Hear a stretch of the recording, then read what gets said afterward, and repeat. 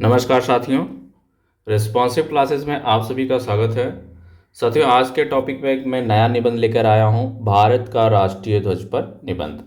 तो भारत के राष्ट्रीय ध्वज पर हम लोग आज निबंध पढ़ेंगे और देखेंगे। ये निबंध मैंने साथियों 1000 शब्दों का लिया है और इस निबंध को आप सुन करके, पढ़ करके ये जान सकते हैं कि भारत का राष्ट्रीय ध्वज पर हम क्या क्या टॉपिक लिख सकते हैं, जिससे आप अपने एग्ज़ाम में अच्छे मार्क्स पा सकें।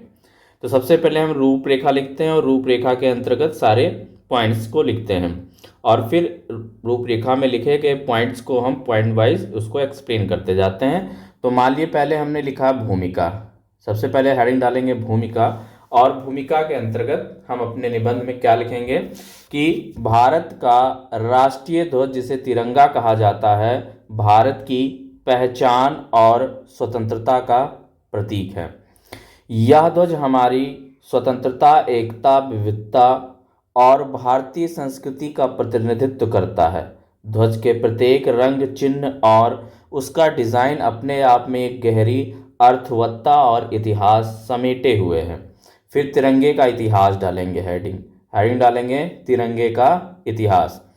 भारतीय राष्ट्रीय ध्वज का इतिहास लंबा और संघर्षपूर्ण रहा है। भारत में स्वतंत्रता संग्राम के दौरान अलग अलग प्रकार के ध्वजों का उपयोग किया गया।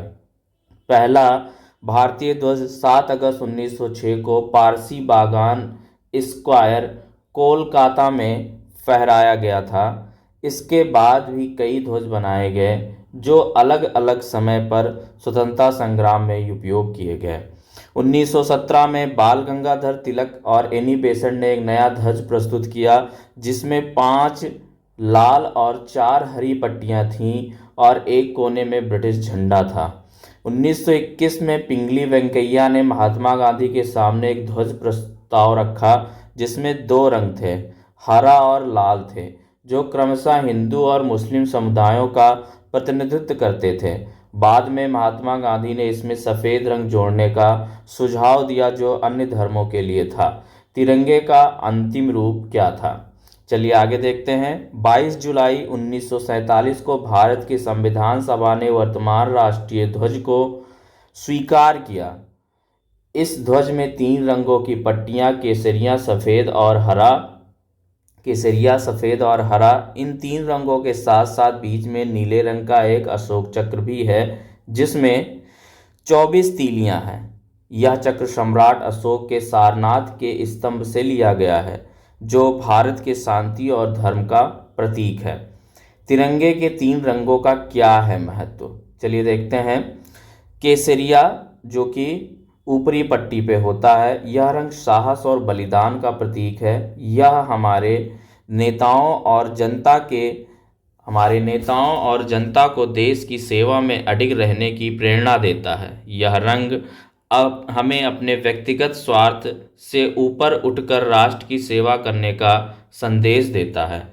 सफ़ेद यानी बीच की पट्टी, यह रंग शांति और सच्चाई का प्रतीक है। सफ़ेद रंग से यह संदेश मिलता है कि हमें सत्य और अहिंसा के मार्ग पर चलना चाहिए।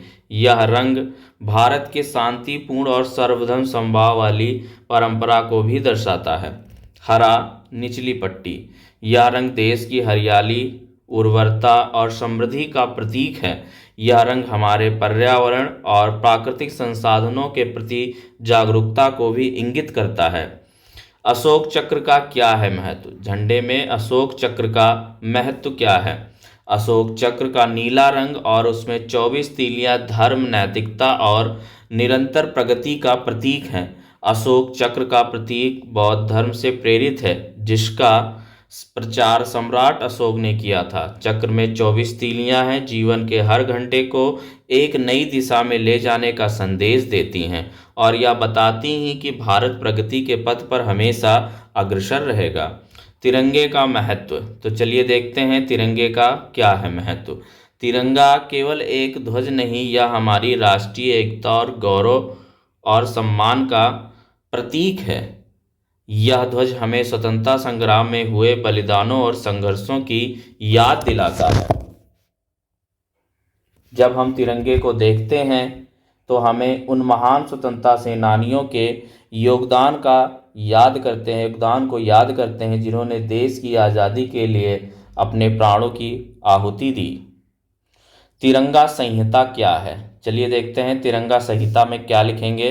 2002 में भारत सरकार ने तिरंगा संहिता लागू की, जो तिरंगे के सही उपयोग के बारे में नियमों का संग्रह है।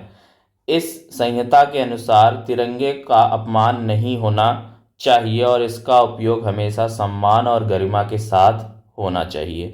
तिरंगा हमेशा ऊंचाई पर फहराना जाना चाहिए और उसे जमीन पर नहीं गिरना चाहिए। तिरंगे का आधुनिक उपयोग क्या है?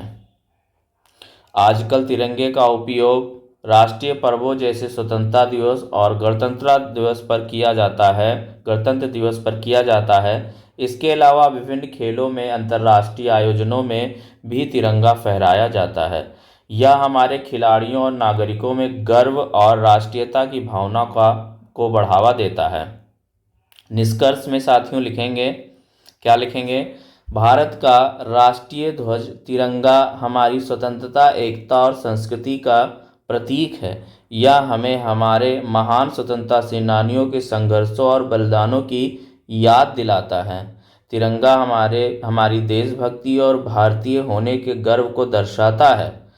इसके माध्यम से हम अपने देश के प्रति प्रेम, निष्ठा और समर्पण को प्रकट करते हैं। तो इस प्रकार साथियों पूरा निबंध हमारा खत्म हो जाएगा। अगर आपको निबंध के टॉपिक्स अच्छे लगे हों, पूरा निबंध अच्छा लगा हो, तो सभी लोग वीडियो को लाइक करेंगे, चैनल को सब्सक्राइब करेंगे। मिलते हैं नेक्स्ट वीडियो में किसी नेक्स्ट टॉपिक के साथ। तब तक के लिए नमस्कार। जय हिंद, जय भारत, वंदे मातरम।